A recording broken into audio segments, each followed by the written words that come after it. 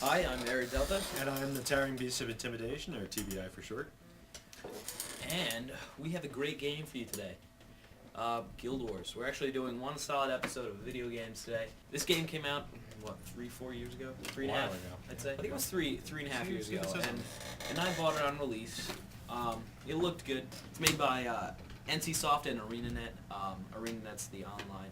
It's a MMORPG, which is, if you aren't familiar with it, it's a massively multiplayer online game, which means World of Warcraft, essentially, but free. It's free. This is a big selling point. Free. It's free online play.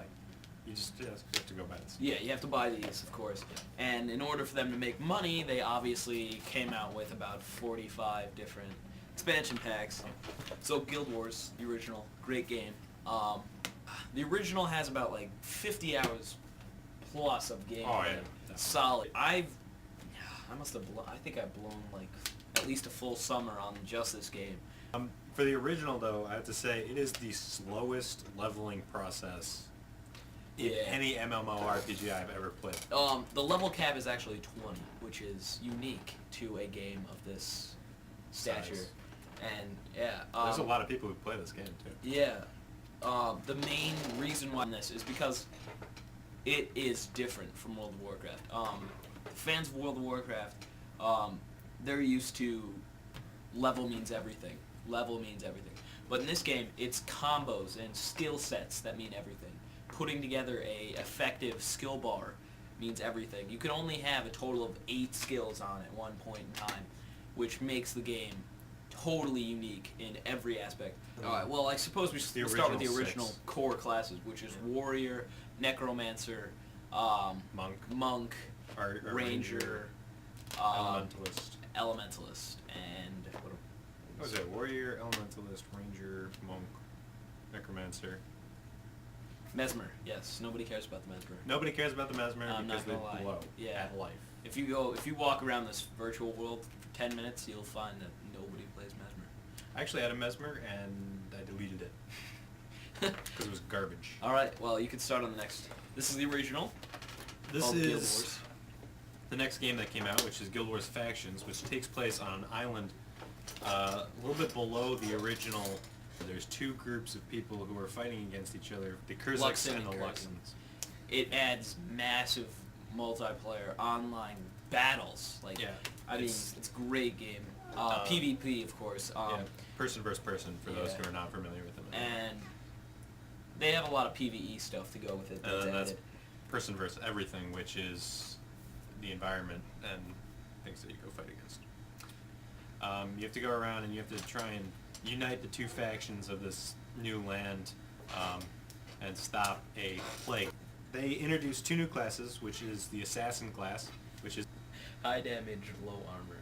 and the next one is a Ritualist, which is a Spirit Summoner. A lot of fun. You can summon a whole bunch of spirits to help you out or aid your party and do different things. A lot of different versatilities with the Ritualist. Another thing about the graphics in this, though, I have to say that like World of Warcraft, the graphics in the environment have a higher detail level.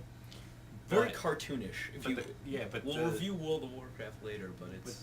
But just the way that they made it, I don't like it. I played it for a while, and I couldn't get over the cartoon aspect of it. This is a lot more realistic. It's a lot more life-based, a lot more natural look to it. I think that's why I like it more than World of Warcraft. Next one in the series, we'll start to go a little faster here. Yeah, Nightfall. Great game. Story plot. A little bit longer than Factions, I found out. It's a little bit longer. It's a couple more larger missions map, too. To go through. It's a bigger map. And the 2 new character lines for this one is Dervish and Paragon. The cloaked warrior that uses a scythe and tends to be more high damage and It hits multiple targets. yeah, splash damage, I suppose, but can still hold its own in battle, which is It has a unique. lot of heal spells and armor spells for Yes, itself. So. it's very unique. And then the Paragon, which is a ranged warrior, very high armor sets, Same armor as a warrior.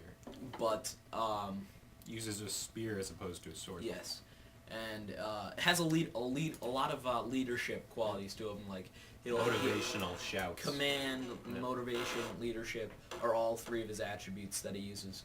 And then the last one that came out in the Guild Wars series, before we might have time to get into it, I'm not sure until Guild Wars 2 comes out, is Guild Wars Eye of the North. This they don't give you any new classes in, but it expands on the original's map. It goes further into the north, where the basis for Guild Wars 2 starts to unfold, and you start to understand what's going to happen in Guild Wars 2. You find out a whole bunch of new skills that are race specific. Each one of these games actually brings Oh yeah, each game brings new skills to it, but with Eye this of the one North, brings they release totally unique. races as opposed to different classes. So you have the Azoran, you have the Char, you have the what is it? The Ebon Vanguard, right?